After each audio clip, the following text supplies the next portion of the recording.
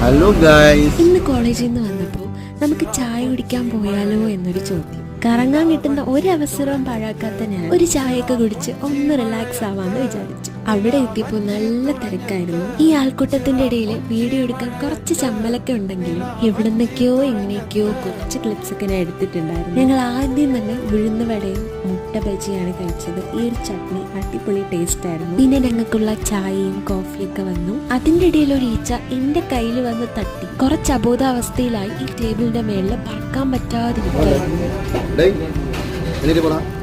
വന്ന് ഒരു ഈച്ചയെ പോലും വെറുതെ വിടാതായി. ഗൈസ്, ഇത്രയും സ്നേഹമുള്ള ഭർത്താക്കന്മാരെ നിങ്ങൾക്കുണ്ടെങ്കിൽ കമന്റ് ബിലോ. ഇനിയിപ്പോ കുറച്ച് റൊമാൻസ് ഒക്കെ ആവാം.